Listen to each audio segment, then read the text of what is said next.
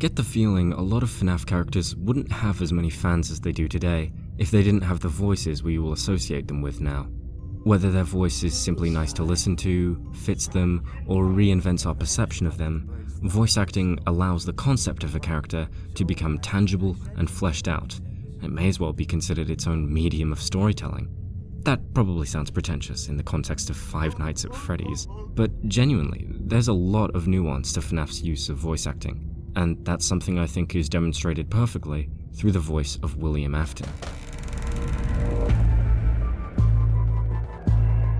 While I always knew that William's voice was just plain cool, the voice of William Afton is so cool. When I came across an analysis of his FNaF 6 voice lines from the Tumblr blog Ponds of Ink, I sat there reading it and began to realize just how much there is to love about his voice.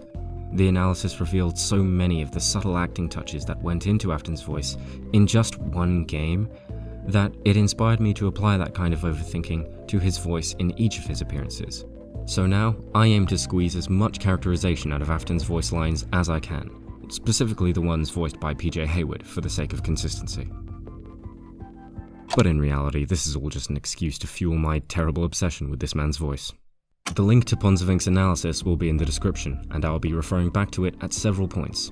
From here on out, everything I say will be extremely pedantic and downright nonsensical, so keep in mind that I'm not trying to offer any groundbreaking insight or analysis here. I just like rambling about these characters.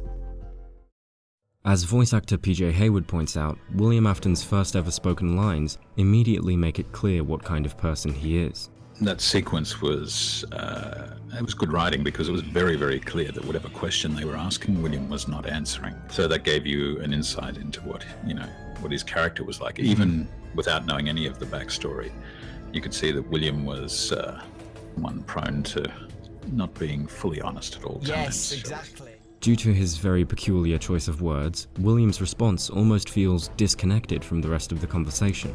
The board member tells him, "These are clearly state-of-the-art.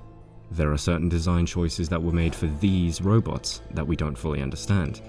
To which William only acknowledges one in particular. She can dance, she can sing. Why did he do that? Is he stupid? From a writing perspective, this demonstrates William's disingenuous nature by essentially having him answer a different question than what was asked, thereby making him more suspicious. From a character perspective, William doesn't even perceive the board member as a threat to his scheme, and so he brushes the underlying accusation aside, pretending as if it wasn't even there. William tells the truth, but not the full truth, because he wants to believe that he can't be figured out, that he's just that clever. As the man who designed these robots, he would know about any confusing design choices, and yet he feigns ignorance, and simply lists everything that the board member already complimented him on.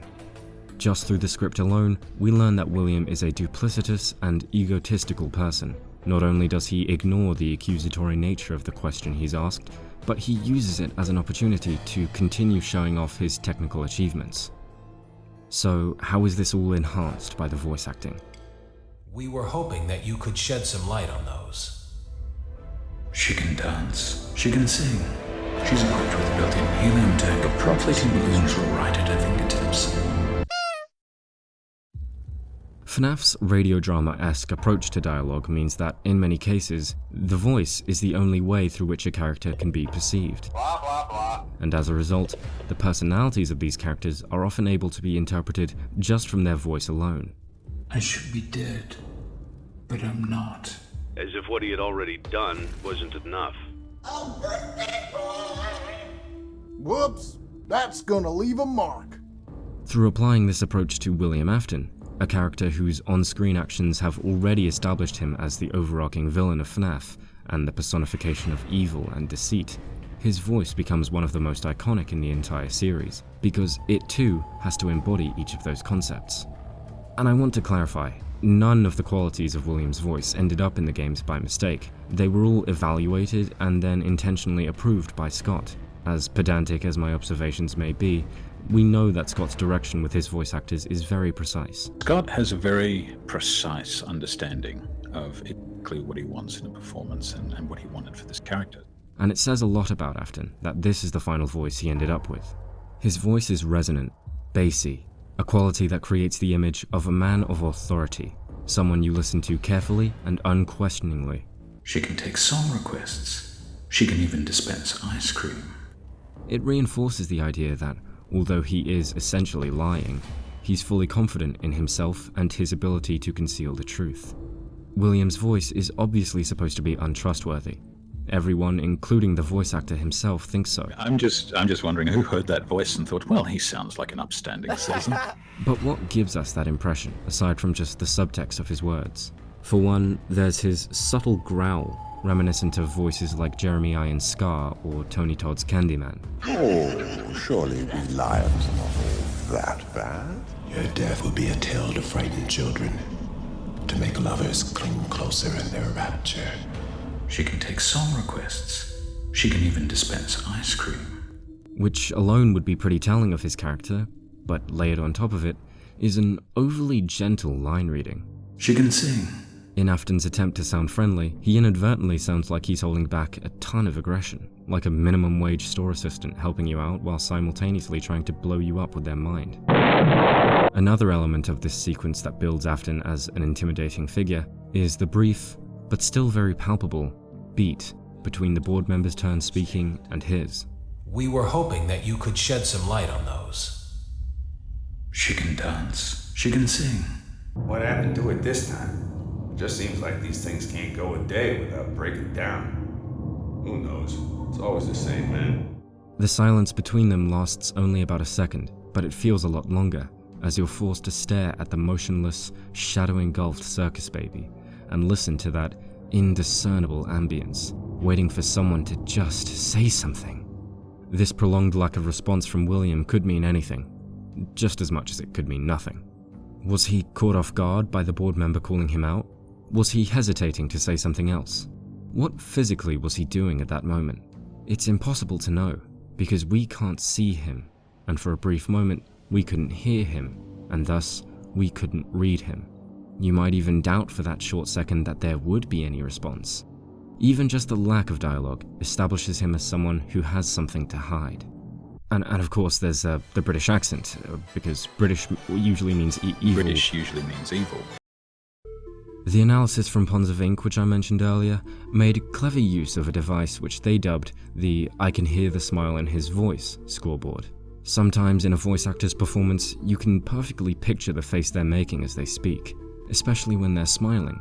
You can hear it in their voice. Another dimension. Of course, this doesn't apply to every voice performance ever, but it's definitely something that applies to William Afton, which again comes in handy for deciphering the emotion behind his dialogue due to him not physically being visible as he talks.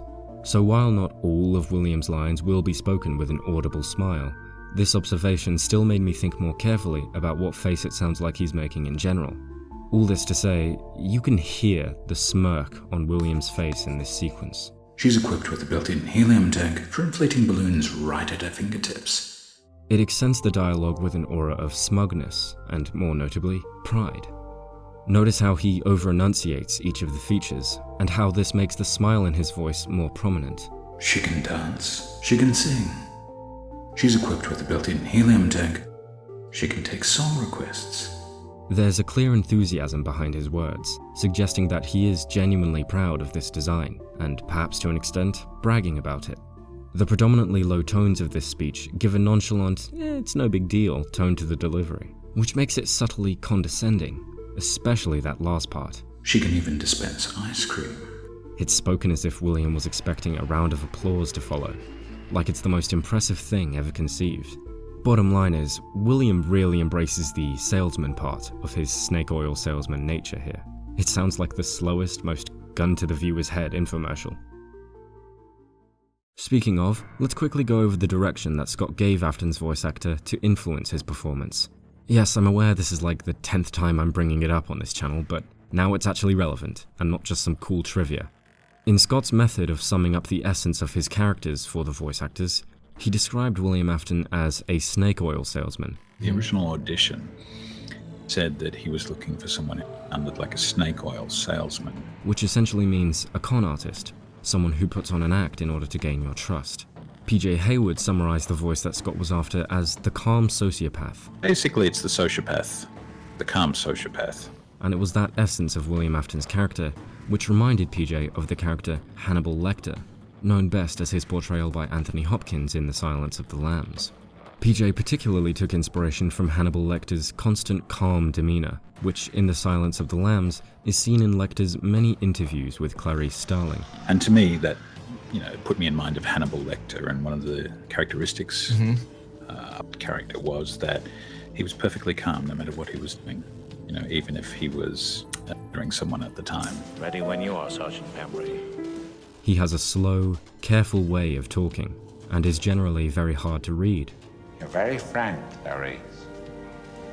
I think it would be quite something to know you in private life. While you could only dream of getting out, getting anywhere, getting all the way to the end of the eye. Much like how we hear Afton speak with a smile, the inspiration for his voice does so as well, quite often. Another trait the two characters share is the air of elegance and sophistication with which they speak. It's interesting because Lecter is almost always in this calm, unreadable state. It's not an act he puts on, it's just who he is. With Afton, however, we can infer from future voice lines that his true self is far more erratic than the calm act he puts on.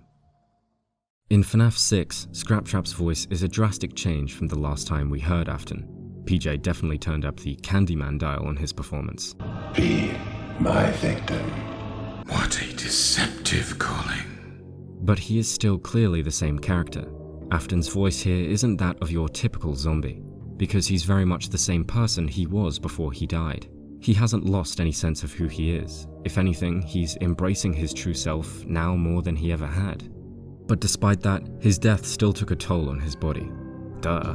And his voice is now more gravelly, sickly, and monstrous, an indication of how far from human he has become in every possible way. Fascinating. What they have become. It genuinely sounds painful for him to talk, yet he persists with his theatrics anyway, very much reflecting his attitude towards his reanimation as a whole. What should have been a punishment for him, he's turned into empowerment, and ironically, he is more full of life after having died. What a deceptive calling. I knew it was a lie the moment I heard it, obviously, but it is intriguing nonetheless. After successfully salvaging each of the animatronics, they will passively threaten you, discounting Lefty for obvious reasons. They make it clear that getting into the pizzeria is exactly what they want, and that you're making a big mistake by letting them in. With Afton, he barely makes an attempt to sound in control. He basically admits that he got tricked into coming here and says, "Oh yeah, but I totally knew it was a lie." He makes it sound like he knows this is all a trap and the only reason he fell for it was to see what would happen. And yes, that's a very cool thing to say in the face of a trap, but he doesn't really do anything about it. He still gets burnt at the end. I mean, there's no way he knew that was going to happen too, right? Right? This wasn't all part of his plan, was it? Oh god! But no, Afton is very clearly egotistical, and the fact that he's less interested in the player at this moment and more in defending his intelligence is proof of that. I'm so glad this comment was in the analysis, by the way. I noticed the same thing and I thought it was crazy because I've never seen anyone else mention it. Even now I can't tell if this is an editing flub or not. I don't hear any abrupt cuts, it just feels weirdly fast is all. But again, the performance that Scott demands out of his actors is very precise and deliberate, which is reinforced by the fact that PJ Hayward sends multiple takes for each of his lines whenever he works with Scott. This is further supported by the internal names of PJ's audio in the game files. That speech at the end of Sister Location Custom Night, that was interesting from the perspective of just trying to get it right for Scott, and I think I actually did several takes on that. The toughest part was Fazbear's Pizzeria Simulator, was doing the Springtrap voice. I ended up doing about 4 takes for every line, just to give Scott plenty of options to make sure that he could get what he wanted. And Scott was great. He was like, "No, don't worry, you're totally nailing it, it's fine." So that's also something to keep in mind when a line delivery sticks out, is that ultimately, Scott chose this one over all of the others. What the delivery of this take could mean, however, I think I agree with Ponds of Ink. Afton is trying to convince himself that what he's saying is true. This seems implied by the manner in which he kind of interrupts himself, making it seem as though he's tacking on extra details as he thinks them up in the moment. I knew it was a lie the moment I heard it, obviously. An intense venom permeates this line reading. Afton is mad. The scornful eye roll behind the delivery of deceptive, as well as how he stresses the word obviously, tells us that although he says he knew it was a lie from the beginning, he might have been holding out hope a little longer than he cares to admit, and upon confirming his suspicions, he is very much annoyed. Equally communicated by the delivery of these words is how much Afton despises being lied to. He perhaps even takes offense to just the idea that someone thinks they could fool him. He rasps the word lie as if it's the most obscene word in the English language. I knew it was a lie. This man has killed at least 11 children, but still promotes honesty as the best policy. Okay. Though the writing alone gives the impression that Afton is putting on airs, his delivery elucidates that, at the very least, his intrigue is genuine, as his thoughtful smile towards the end of the line grants us another point on the scoreboard, which I completely stole. Sorry, Ponzovink. But it is intriguing nonetheless. The lines in which Afton's snake hiss are present seem to vary, but strangely, what I found in common with these lines is that they both reference the calling which lured Afton here. Based on this, I think this quirk might just be something Afton does when he's deep in thought. I can perfectly picture him stroking his chin when he speaks like that. Though it could very well just be a coincidence, as this trait in Afton's speech isn't unique to the S sounds. He hangs on to other sounds in his dialogue as well. It's kind of the distinctive feature of this incarnation of him, where he drags words out longer than they need to be. It's especially noticeable in his more breathy line readings. How can I resist a promise such as this?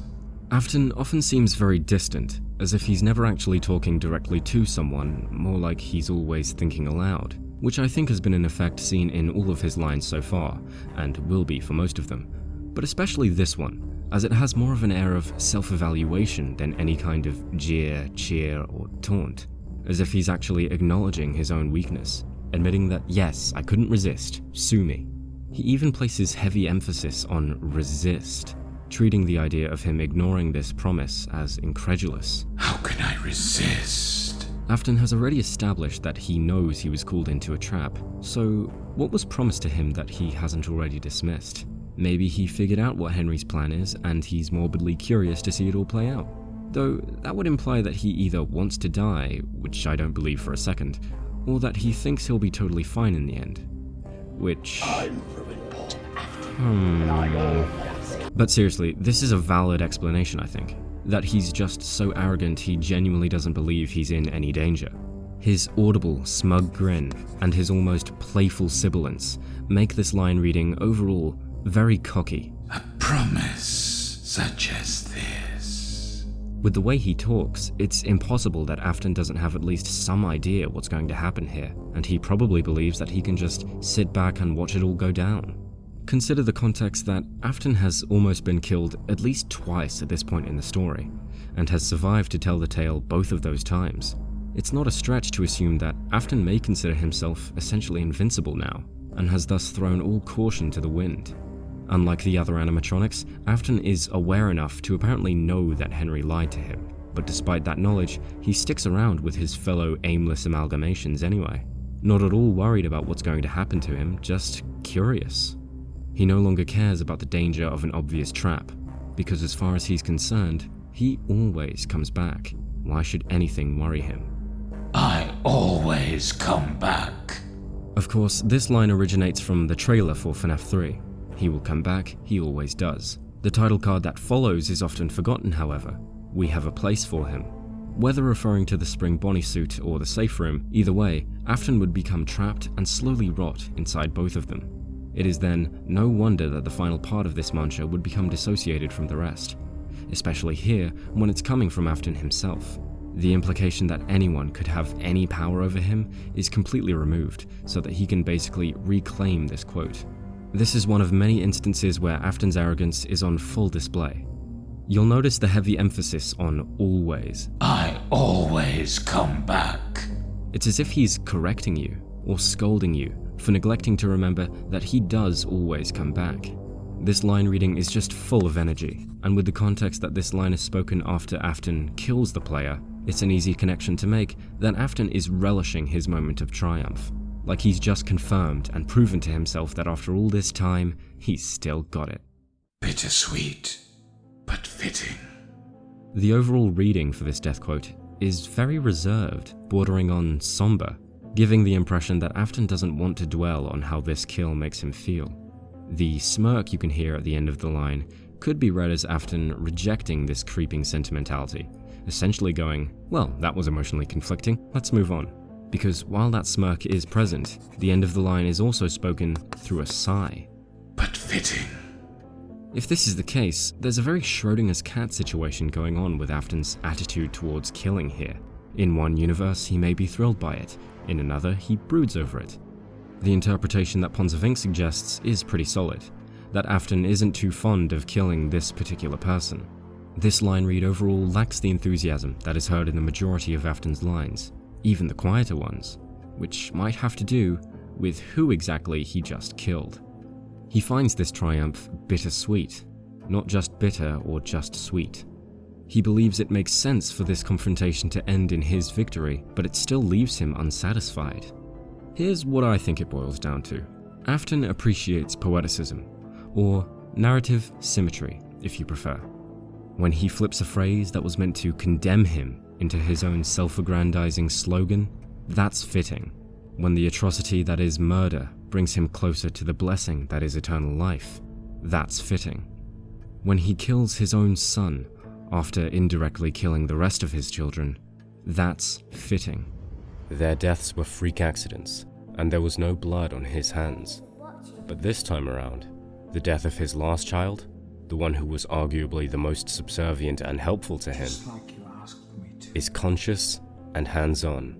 Uncomfortable as it is for Afton, he can't help but acknowledge how fitting it is that he achieved this victory through killing his only remaining child. But hey, that's just a theory. A game. Fascinating. What they have become.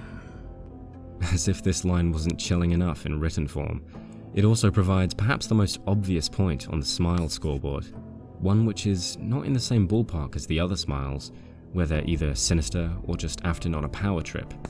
Here, he's genuinely impressed, almost excited. His pensive delivery is especially prominent here, with how the ends of his words are drawn out. His tone is possibly the most gentle of all of his lines in this game. Fascinating. What they have become. It is this line out of all of William's dialogue across all of the games that I think reveals most explicitly where his core values lie, and just how deep his malevolence runs. He's a man of science at heart. He's deeply curious, and that principle overrides any sliver of morality that could possibly exist within him. The they here, of course, refers to the spirits of the children, whose deaths William is responsible for. Literally every antagonist in this game is someone William has killed, and what they have become is deformed metal monsters, cursed to move and act without agency. The fact that William can talk about this so casually, and not to mention proudly, especially compared to the grief and regret we hear Henry display elsewhere in the game, tells us that he is so morally bankrupt and selfish that he can only see these small souls stuck in limbo as not just his personal experiments, but his achievements. These are the words and tone of voice you would hear from a biologist watching bacteria float around in a petri dish, now being associated with the souls of children forced to persist after death. Afton notably doesn't claim responsibility over this outcome. It's not what I have turned them into, it's what they have become, making it feel like, in some twisted way, he's admiring what these children have grown up to become, like a parental figure would. It's simultaneously dehumanizing and creepily familiar. All of this perfectly summarizes Afton's true motivation as a villain, his curious scientific mind blending with his fascination over the spiritual. But hey, that was easier than I thought it would be. This death quote feels weirdly morose. As Ponzavink points out, there is no smile anywhere in this line reading in any capacity, despite the inherently boastful language Afton uses. It's clear that Afton got no enjoyment from killing the player here. And I don't think it's as simple as just he wanted there to be more of a challenge. Though I'm also not denying that being true. Afton is very much a sadist and enjoys the hunt, but he usually relishes his kills a little more. Notice how he essentially stumbles his way through the latter half of this sentence, skipping over parts that he would normally pronounce very carefully, like it's suddenly too much effort for him. Easier than I thought it would be. It even kind of sounds like his voice breaks with those last couple words, and plus the way he seems to force out the word easier. That was easier. It all signifies that he's struggling to keep up this overconfident facade, and that he doesn't necessarily want to admit that this victory was easy. We already gathered from a previous voice line that William isn't 100% fond of killing Michael, so is this him trying to repress his remorse by spouting more show-offy quips? For someone who doesn't like being lied to, he sure struggles with being honest himself. What at first looks like empty belittlement is revealed to be genuine disappointment, showcasing very rare vulnerability from Afton. And perhaps this was just a creative choice to rub salt in the wound of the player who just finished their second-to-last task of the night before getting jump-scared. But I think it's just as likely that this was for the sake of clarifying the relationship between William and Michael, as other lines do for the other animatronics. And as does this next line from William. You may not recognize me at first, but I assure you, it's still me. While this could be a meta line for the player, referencing the fact that his suit is now suddenly inexplicably different from the last time we saw him, this line also establishes a history between William and our player character, suggesting that we've seen him before, just not like this. It also highlights a point I made earlier, that Afton is more himself in this suit than he was out of it. No matter how little he resembles his human self, he's still the same person he always was.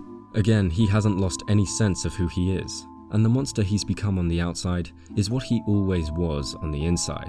It's also very slimy of Afton to say something that sounds so reassuring, while simultaneously trying to kill the person he's directing it at. It's kind of reminiscent of the way that he tries to comfort his victims as he kills them in the books. There's also the very striking smile in this line, which stands out because it's not just a smile, it's unmistakably laughter. Afton is chuckling. You may not recognize me at first, but I assure you, it's still me. He could be giggling to himself over the prospect of lulling yet another victim into a false sense of security. Or, hear me out, he considers this a sort of father-son bonding moment. His laughter is the subtle kind that you would weave into your words when you're joking around with friends, telling a funny story, or maybe pointing out to a family member that you haven't seen in ages how much you've changed over the years. I bet you didn't even recognize me. It's so subtle that it comes across as cordial, something that you go out of your way to do so that your listener doesn't feel uncomfortable. Afton is acknowledging his drastic transformation, but in a very light-hearted way. Whether he has a genuine soft spot for Michael, or is simply trying to manipulate him and get him to lower his guard, one thing's for certain, he's making an effort to at least sound like a normal father figure. Way too often, I see complaints about Afton's voice along the lines of, he sounds too much like a stereotypical villain, or he's too cartoony. However, these are not problems with his voice. Afton's nature as a theatrical villain is simply being established through his dialogue, which I think is where the cartoony confusion comes from. If anything, it's the writing that should be critiqued here, but also, Afton has always been this way, so this is neither contradictory nor an issue with the writing of the character. The way that Afton is presented is exactly how Scott wanted him to be. In FNaF 6 at least. Where FNaF 6 Afton is defined by his whispered menace, Special Delivery Afton is distinguished by his boastfulness. Suffer now, like all who have stood before me. Granted, every animatronic is made more quippy in this game, but given the last time we heard unique dialogue from Afton, he was just a little more eloquent and deliberate with his words. It's kind of a surprise to now see him showing off a more energetic, manic side that we hadn't seen much of prior. I'm not fully aware of the writing process behind the voice lines in Special Delivery, but PJ Haywood has attributed the writing credit to Illumix, the developers of the game, as opposed to Scott Cawthon, the creator and writer for most of the series. Additionally, a distinct quality of some of the voice lines in this game, including Springtrap's, is that they have multiple variants, different takes for the same line which are all used in-game. I bet you didn't expect me to show up, did you now? I bet you didn't expect me to show up, did you now? One of Springtrap's lines even has 4 variants. It is not your flesh that sustains me. It is your fear. It is not your flesh that sustains me. It is your fear. It perhaps hammers in that there's no real significance to these lines, as there was no one perfect take that nailed one specific emotion the director wanted to convey. Some of them are just straight up too generic to glean anything from. At the very least, PJ Hayward manages to make every line sound badass, regardless of how plain they might be. Your time is up. But all that in mind, who knows just how canon these lines and what they suggest about Afton are? I'm going to talk about them because it's fun. But before that, there's one more voiced William Afton appearance that we can't forget about.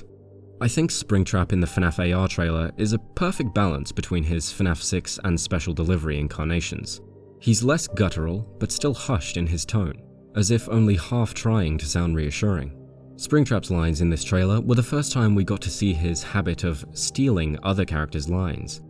If you don't count I Always Come Back, which is kind of a grey area since that's not a line that seems to exist within the diegesis of FNaF before Afton himself says it.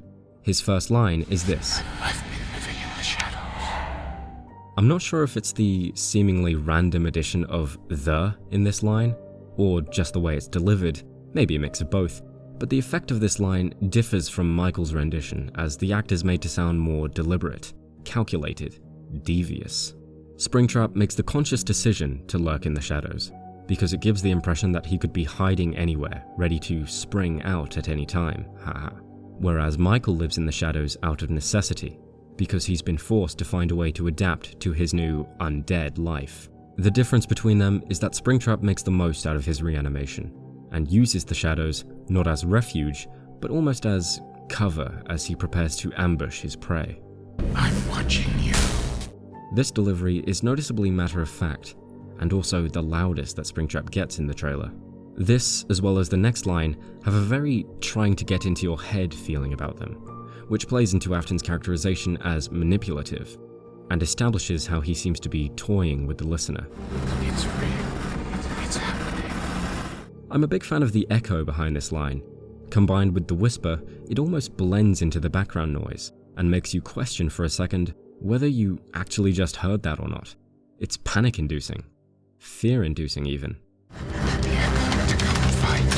This was the only line in which I could make out any sort of smile at the tail end of the sentence, and being Springtrap's final line in the trailer, I find this rather fitting, as it seems to tell us that he's letting this super serious act slip, revealing that he was just toying with you, the listener, this whole time, letting your fear rise, and having fun as he did so.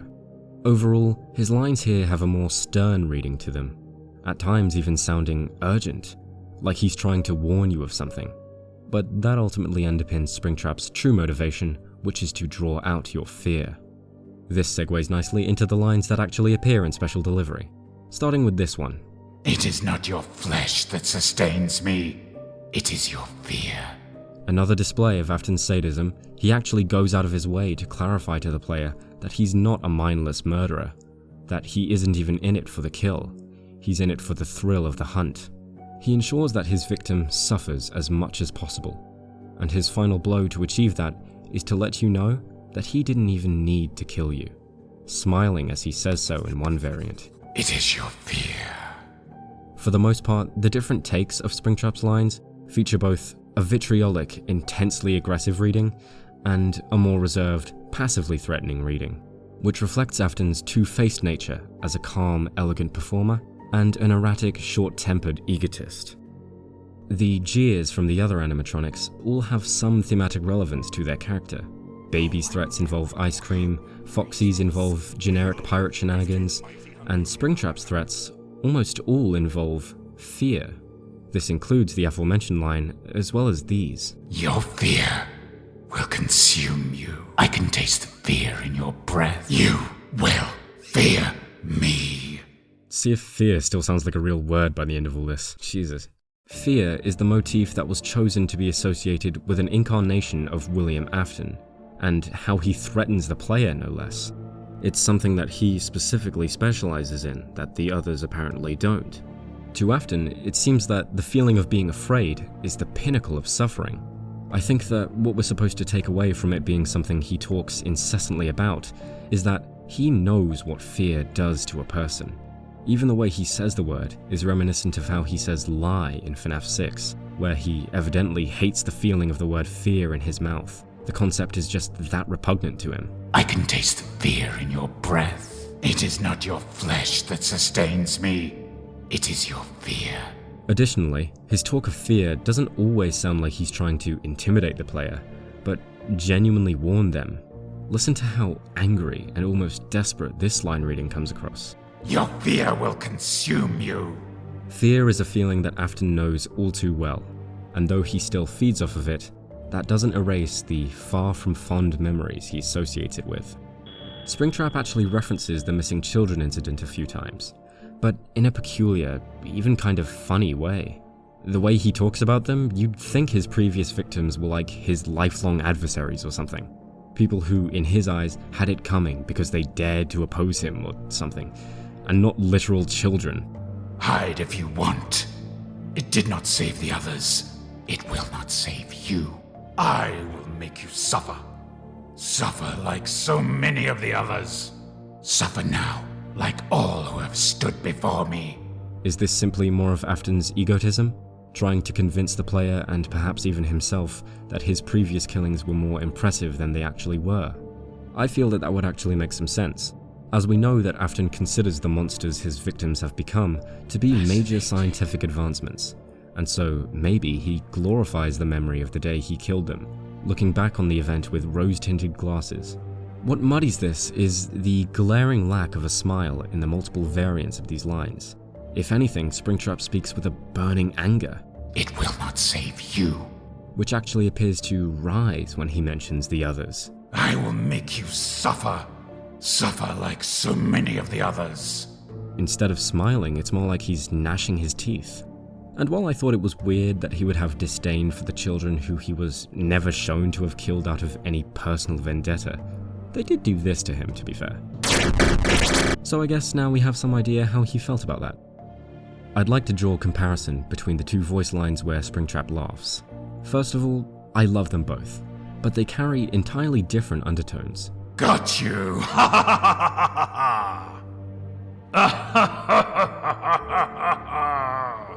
One suggests genuine amusement, while the other sounds pained and forced, which you could argue was a mistake on PJ Hayward's part because laughing while maintaining the Scraptrap voice is hard, but I'm going to argue against that.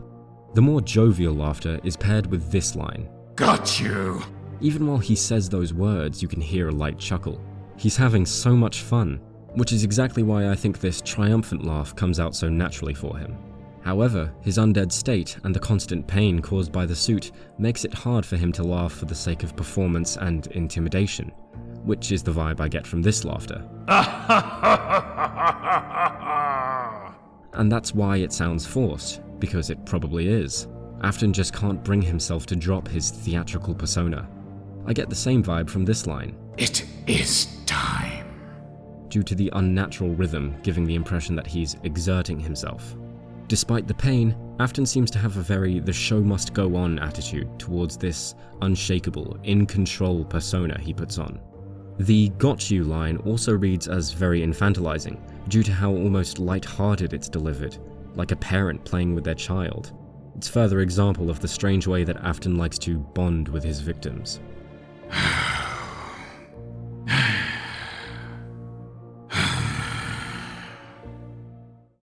Much like how he stole Michael's lines in the trailer, in the actual game, Scraptrap blatantly plagiarized 3 of his voice lines from Nightmare and Nightmare Fredbear in UCN. You will not be spared. You will not be saved. You will not be spared.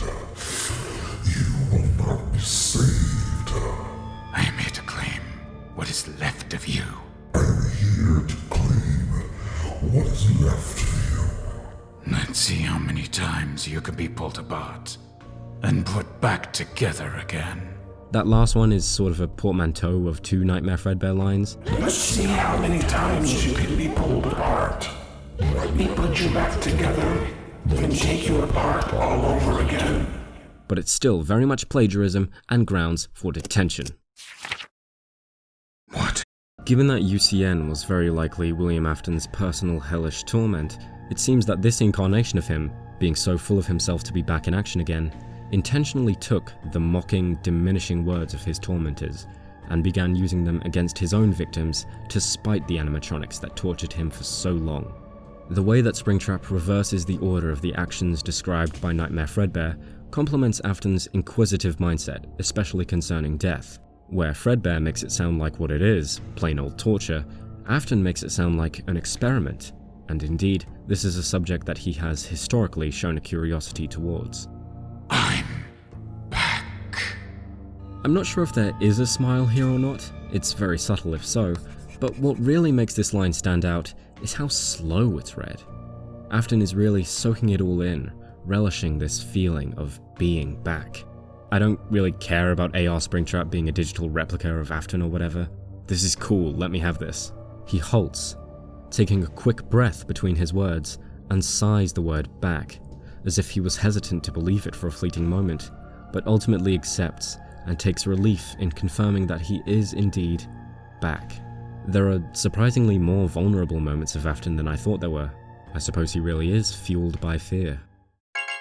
Out of the 150 actors who auditioned for the role of William Afton, there are two whose auditions we've actually heard, Kellen Goff and PJ Haywood. I just replied to an audition request, and I think there were over 150 other people who responded to it, so I was quite surprised. I understand Kellen actually responded to it as well. So, really? Oh, that's cool. Yeah, I saw a stream with him and MatPat where he was actually playing his audition, which sounded very different to mine. So this is your audition for William?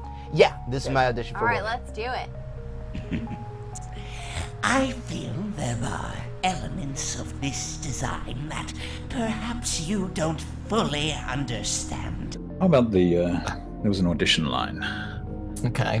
Which was, there's some features of these robots that you don't fully understand. In Goff's rendition, you pick up on arrogance and vanity, and Haywood's version contains much the same ego, but it is notably underlined with condescension.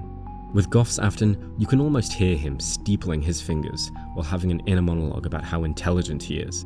Excellent. With Haywood's Afton, there's an unspoken, backhanded pity. He's not only praising himself, he's belittling you, the listener. It's like how an adult would talk down to a child. Although Haywood's rendition is only from memory and delivered impromptu during an interview, I'd still consider it a demonstration of his understanding of this character. Afton puts himself on a pedestal, and he makes sure to look down on everyone from that pedestal. In PJ's Reddit AMA, conducted after Sister Location but before FNaF 6, he states that William is a bad guy with mysterious motivations, and is clearly sly, manipulative, and deceptive, all of which is communicated very clearly through all of his dialogue, although his mysterious motivations are fleshed out a lot more in his following outing in FNaF 6.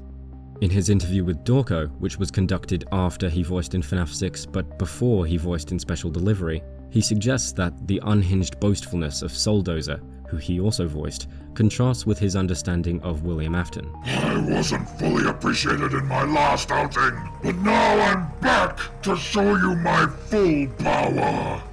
Basically, it's the sociopath.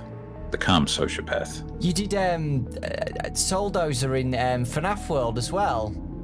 Yes. I didn't think about that. No, that's fine. Souldozer is actually clearly someone who's, boastful and has no restraint whatsoever. Yeah. So it's kind of, different ends. And yet Springtrap's unrestrained anger and boastfulness in the later Special Delivery would go on to rival Souldozer's. This just goes to show that there is always more to learn about a character, and the ways that we or even their actors currently perceive them can always be challenged or developed by future appearances.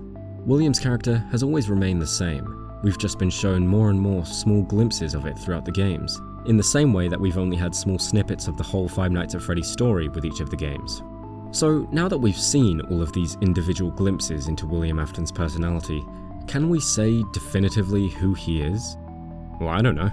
I'm just going to answer who I think he is. William Afton's depravity runs deep, but so does his cowardice. He lives his life subservient to his fear of death, and he lets it shape his attitude towards practically everything. He is theatrical, performative, and loves to put on a sophisticated, somewhat stoic persona. Moreover, he seems to treat the world like some sort of stage play, finding appreciation in those narratively satisfying moments, especially the ones that end in his favor. He's a total egotist, and will hold himself to a much higher regard than those around him. Unabashedly, he will let you know that you're inferior to him. He has a deeply curious mind, and is always looking to learn more, especially regarding the spiritual and the scientific, foregoing morals and ethics in pursuit of knowledge. The only humanity left in him seems to only reveal itself when his children are concerned, as he apparently shows genuine concern for them. Maybe, deep down, he still cares for them, but perhaps more likely, the act of the caring parent, and having people perceive him that way, is just another conduit through which he fuels his ego. He only goes through the motions of an average father, without any of the commitment. He sends Michael to circus babies in his stead, takes only the bare minimum precautions to keep Elizabeth safe, and uses the crying child's death to further his research. His children are tools to him, which is where the illusion of parental concern comes from. So, this man is a theatrical, egocentric, manipulative, and all in all soulless facsimile of a human being. But make no mistake, he is far from one-dimensional in his evil. His voice makes it clear that he's one of the most layered characters in all of FNaF. It conveys strengths and weaknesses, confidence and insecurity, and that no matter how much he wants to be so much more, in the end, he's just another human. But he's also a total genius, not to mention a badass. His voice is just so cool. Big thanks and shout out to Ponzavink on tumblr.com. Please go check them out if you're into spooky stuff, and also Scraptrap. Thank you for inspiring me to make this video with your own beautifully pedantic analysis, and for allowing me to steal pretty much all of your observations from there. I'm sorry if I didn't add that much onto them. I also appreciate your blog for allowing me to indulge more in talk about my favourite FNaF voice actor. For that, you are very cool. You get me. You get me. If I haven't made it clear enough already, I love William Afton, and a significant factor in my love for him is the way that he talks. His voice is very important to me, so getting to break it down to this extent was very cathartic. I think that too often we just accept FNaF's voice lines at the surface level, as just cool words that the characters say with a cool voice. But when you really pay attention to how the voice and the words are played with, and you listen to these lines over and over, the subtle, careful touches to the acting will show themselves. Okay, maybe that's easy for me to say because I already like listening to them. But really, it's like listening to this dialogue for the first time again, when you start to question details that maybe you already subconsciously noticed but never connected to the emotions the character might be feeling or what they might be thinking. Obviously, a lot of what I've gone over with this character is depicted more explicitly via the books or the movie, but I think it's brilliant that the games communicate them in a much more subtle way. I used to think that we haven't heard nearly enough of Afton in the games, but after having scrutinized all of his lines and squeezed as much out of them as I could, I actually think I'm happy with how much he gets to talk in this series. Even if he never talks again, I think I'll be completely satisfied with everything I've already heard from Afton, because there is just so much to him that is conveyed through his voice that I guarantee there are still details I missed. That said, I still wouldn't mind hearing him again. Wink wink steel wool, nudge nudge Scott Cawthon. Please? Anyway, I hope your brain cells have been sufficiently fried. British Afton good, American Afton slightly less good, and thank you for watching. Bye bye. What? That's Abby, that's, look at it! William! I saw William! That's William Afton! That's William Afton! Look at him! That's fucking William Afton!